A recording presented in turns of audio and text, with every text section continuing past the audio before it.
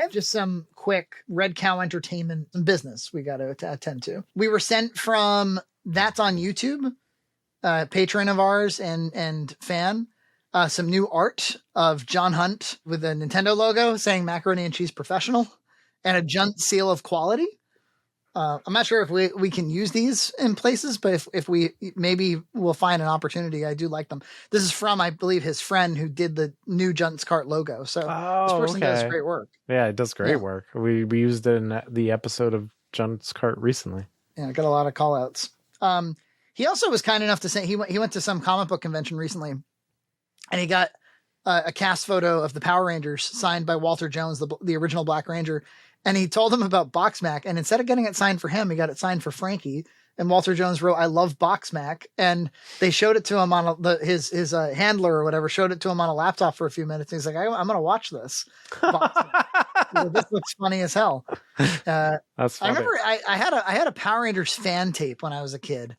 It came with like the fan club, and I remember they asked him, "What's your favorite ice cream?" And he goes, "Cookies and cream." Yeah, cookies and cream. You're like, I like cookies and cream. Cookies and cream. Yeah, I like cookies and cream. I hope he watches this. He's like, "Yeah, BoxMac." So that was really nice of That's on YouTube to think of us. I had the Black Ranger action figure that had the heads that they kind of like spin, so it was like unmasked. And then you press like the belt or whatever, and it spun around. Man, yeah, it was great. It's kind of inventive. And he had the battle axe, right?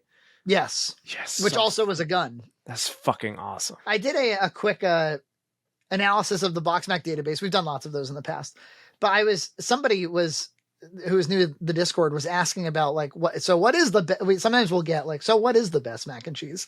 And I don't have a quick answer because we have lots of 5-star Macs. But some are home style, some are special arranged. And so I just did a quick, like what's the distribution across all of our tastings of 5, 4, 3, 2, and 1-star Macs? Just how many get each rating?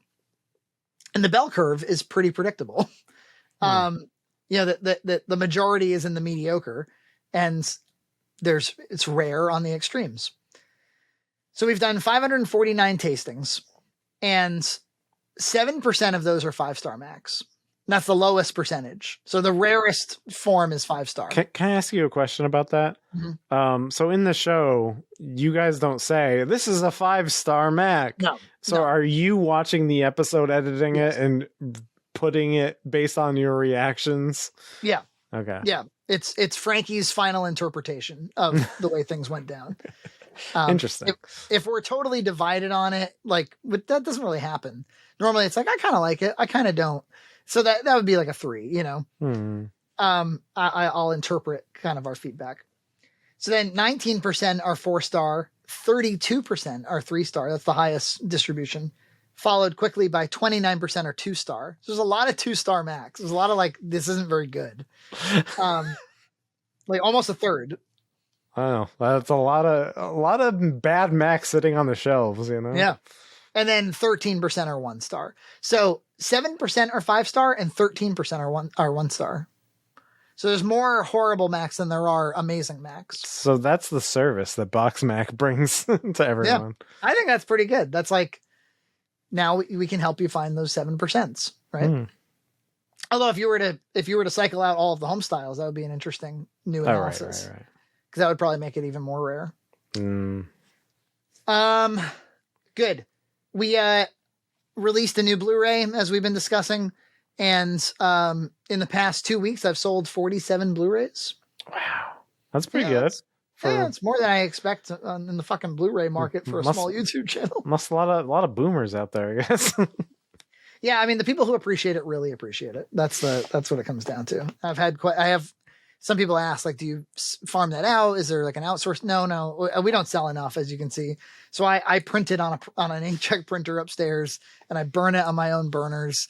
And I quickly run out of stock, and then I have to kind of. Normally, about once a year, I remanufacture a bunch of Blu-rays and I sell them throughout the year. I always test them before they go out, and it's way more work than it's worth. That's the personal touch. You just know that you have a personal touch. He's baking these DVDs in the oven and send them out. Handmade, handcrafted. I've been sick the last couple of days. I with some kind of throat disease. I don't know. So I'm cured now. But if you saw me 24 hours ago, I was in agonizing throat pain. Are you on the steroids now, or is it? It should have worn off by now. So yeah, I went to the doctor because once it wasn't COVID, I tested negative for COVID. Nina was like, "You better make sure it's not strep," because our daughter had strep last month. There was an antibiotic shortage and all this.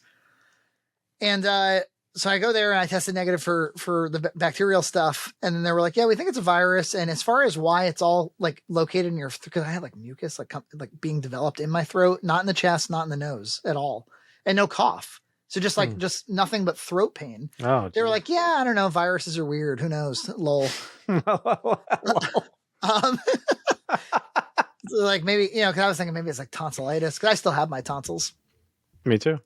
And I won't describe to you how gross it was. I mean, like just an entire night of stuff coming out.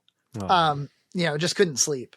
So they said, well, to get you over the hump, we're going to give you a 24-hour steroid. It's a liquid steroid right there in the office, a little golden liquid. And awesome. It cures you. It fucking cures you. I remember years ago hearing Trey Parker was trying to get through a run of South Park and he got wicked sick and he couldn't afford to because he does the voices and everything. And they gave him a steroid that put the cold on hold, paused it for like 7 weeks. And then as soon as he got off of it, he just resumed the cold. But what this seemed to do is just get me through the discomfort. And now the virus has cleared my body. Nice. But yeah, I was able to beach up and play some Nintendo 64. I played Chef's Love Shack. I played a pretty fun game, this like Beetle racing game for N64. That was a pretty good racing. There's some decent racing games on that console. And finally, this YouTube channel, Dancing with Ghosts, this guy who also has been grinding on YouTube as long as we have about, is a musician. He also reviews video games, and he has been reviewing over the last couple of years Rex Viper because he's a musician. He did a 10-minute like, hey, check out Red Cow Entertainment. I love these guys kind of a video.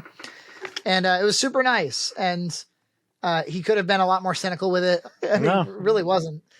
The highlights for his critiques were, he's like I really wanted to check out their main bread and butter and found out that all they were mac and cheese reviews, which I think is just a common thing that we run into. Our stuff is hard to market. It is, because it's barely mac and cheese reviews. Yeah. So how do you explain to the audience? Like, well, it's more like, it's not that. Or somebody on Discord going, I don't know.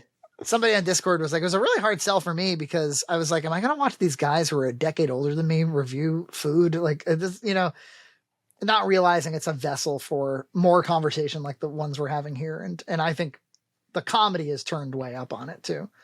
And again, some of the episodes, the concepts, like the specials and some of the efforts we've gone into for these shows, it's a high reward show. If you're going to go into it, you're going to get a lot of reward out of it. Yeah. And we attend to fans very, very closely throughout the run.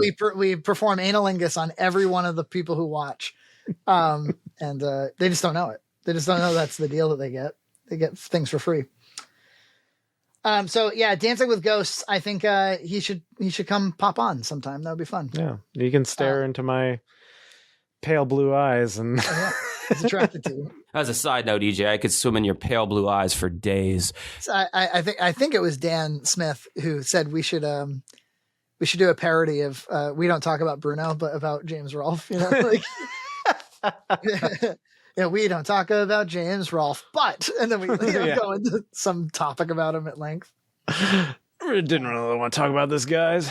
Subscribe to Red Cow Entertainment on Patreon for full episodes every other week.